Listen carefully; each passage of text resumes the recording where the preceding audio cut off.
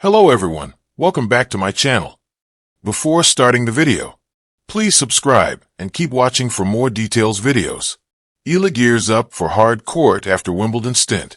Eala wraps up her grass court campaign and now shifts her focus to the hard court season following her maiden main draw appearance at the Wimbledon Championships.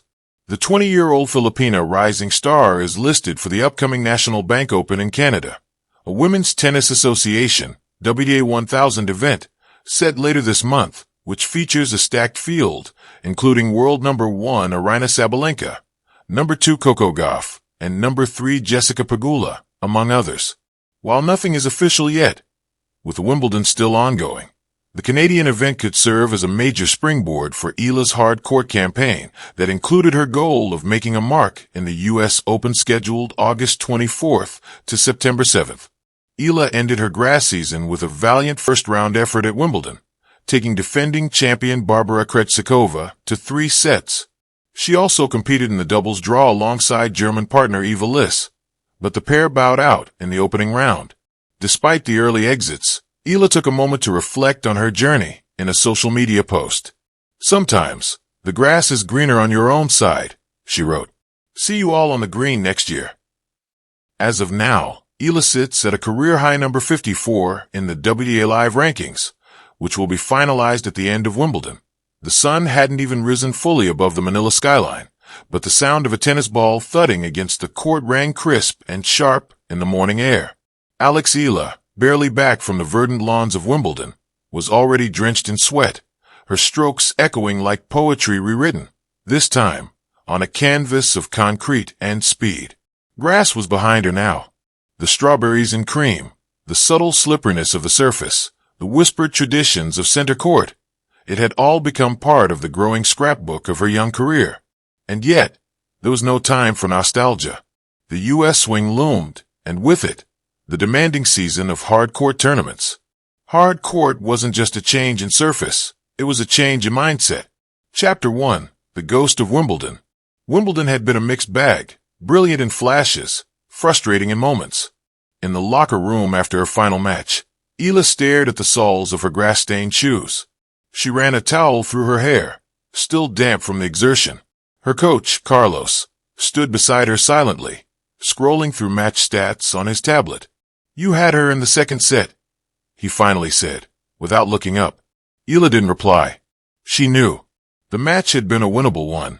But grass was tricky. The low bounce had toyed with her timing. Her heavy topspin forehand, a brutal weapon on clay and hard courts, had lost some bite. And yet, there were moments. A bowl drop shot here, a perfectly timed ace there. Flashes of Eala everyone knew was coming.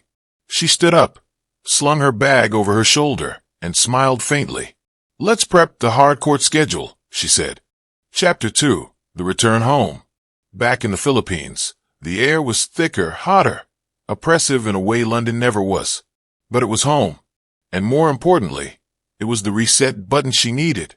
At the Rafa Nadal Academy, where she'd honed her game for years, the atmosphere had always been clinical, laser-focused. Here, her family brought balance. Her younger brother ribbed her about the missed forehand at 4-all. Her mother made her favorite arroz caldo. Her father watched her practice silently from the stands, only speaking when she asked for critique.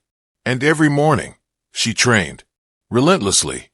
Hard court demanded aggression, split-second decisions, endurance for long rallies, and speed for quick finishes. Grass had required adaptability and grace, but hard court? It was about firepower and grit. Carlos had shifted drills accordingly. "Hit through the court," he barked during one practice, feeding her high-bouncing balls. "Don't play on your heels. Dictate." Eala adjusted her stance. Her feet were lighter now, her swing more linear. Her backhand, a compact, two-handed stinger, cracked through the air with menace. With each passing day, her game hardened, like tempered steel forged by intent. Chapter 3, The Inner Game. But tennis was never just physical. In quiet evenings, Eala journaled. Thoughts spilled onto the page. Fragments of her Wimbledon experience, fears about upcoming matches, dreams of becoming the first Filipino to crack the WTA Top 50. Sometimes she doodled, tiny drawings of hard court lines and imagined victory celebrations. Other times, she replayed matches in her head, shot by shot, error by error. The pressure was there always. As the torchbearer of Philippine tennis, every win carried national pride, and every loss, national scrutiny. But Eala had learned to compartmentalize, to breathe in the moment and not in the expectation. Wimbledon had taught her that. "I'm not chasing shadows," she wrote one night. "I'm chasing growth." Chapter 4. Onward to the American swing. By the time she boarded her flight to Atlanta for her next tournament, Eala felt like a different player. Her limbs were looser, her mind sharper.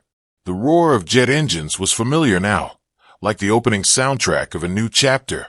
In the plane's dim cabin light, she reviewed her notes, strategies against baseline bashers, tips on conserving energy in back-to-back matches, her own checklist for daily focus. The hard court season was relentless, but it was also where careers were made. This was the road of Serena, of Naomi, of IGA, and perhaps one day of Eala. Chapter 5. The First Serve. In the humid heat of a mid-sized U.S. city, with bleachers only half full, Eala stepped onto a hard court for her first post-Wimbledon match.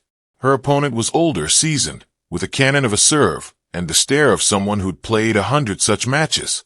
But Eala bounced on the balls of her feet, racket spinning in her hand. First point, a rally, a deep return, then a short ball. Eala pounced, crack. Forehand winner down the line. Applause rippled from the crowd. Carlos grinned from the coach's box. Eala looked to the sky for a beat, as if to whisper to the ghost of grass courts past, then walked back to the baseline. This was her court now. This was her season. Epilogue, the long game. The road ahead was still steep. There would be losses, injuries, weeks of doubt. But Eala had the tools. More than that, she had the heart. Each surface told a different story, but her story was bigger than any one tournament. From the pristine lawns of Wimbledon to the hard-as-nails grind of the U.S. swing, Eala wasn't just switching courts. She was building her legacy, one bounce, one stroke, one belief at a time.